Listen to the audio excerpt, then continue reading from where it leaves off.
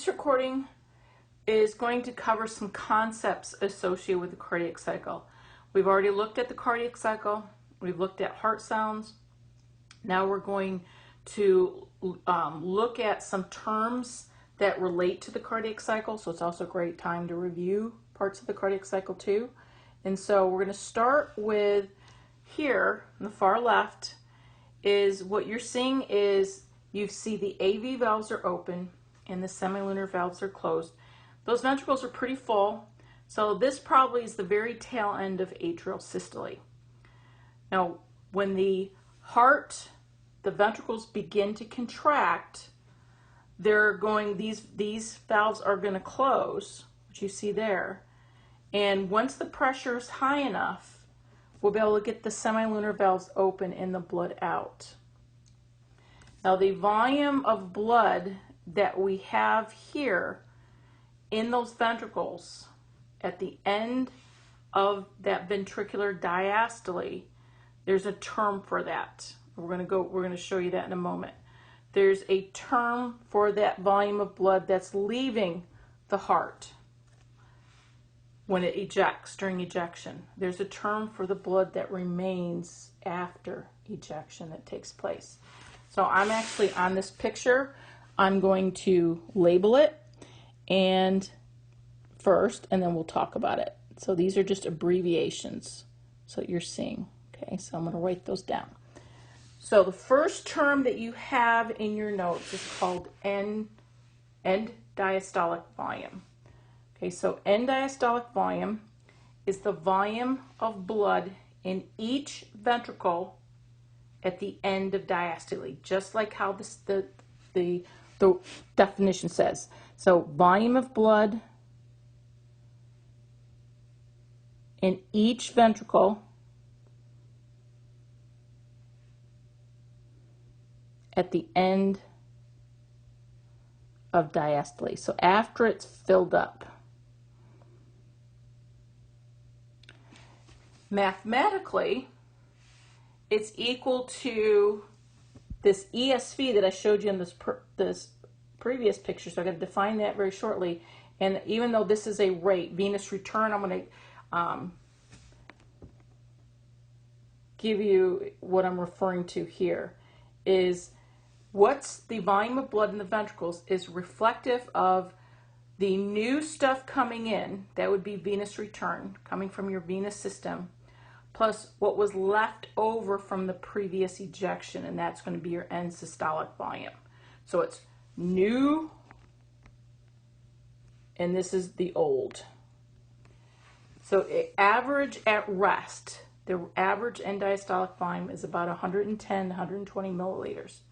Now that value can change. We're just giving you kind of about at rest. So the other term where we can refer to as end diastolic volume is we can refer to as preload. The reason why we call it preload, it's a load placed on the heart before it begins to contract. It's a volume load. So I'm going to have to be able to generate enough pressure to move that volume of blood. So we refer to the end diastolic volume as a preload. It is a volume load. Now, I had mentioned that end diastolic volume is new stuff coming in plus ESV. So ESV is your end systolic volume, and that's the volume of blood in each ventricle. And I'm pretty sure you could probably finish it. Oop, can't write. Volume of blood in each ventricle at the end of systole. So at the end of ejection, there's going to be a certain volume of blood left in each ventricle. Average at rest is about 40 to 50 mils. Your heart doesn't pump all out all the time. It always leaves a little bit more, leaves a little bit behind. We can alter that. We can leave less behind if we want. So what do you think would happen to this volume of blood if those ventricles contracted more forcefully? What do you think? Just think about it. So the answer is it would decrease. So say, and I'm always going to use exercise as an example because it's a great example. So when you're exercising, you want to get as much blood out of those ventricles as you can. So the ventricles are going to contract more forcefully. You're going to leave less blood behind, so ESV decreases. Now the stroke volume, it was that middle picture. So stroke volume is the volume of blood ejected from the heart. So ejected from each ventricle.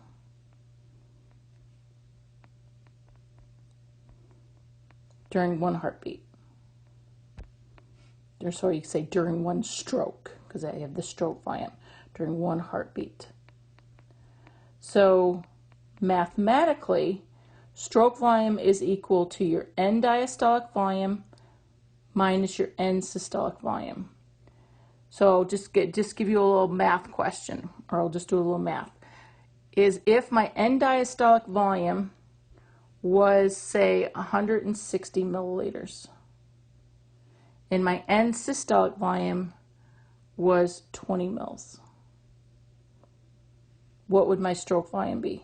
My stroke volume, 160 minus 20 is 140 mils, okay?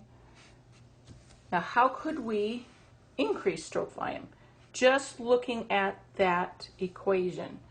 I could increase that by increasing your EDV. So if I had 170 instead of 160, the difference there would then therefore be 150 mils.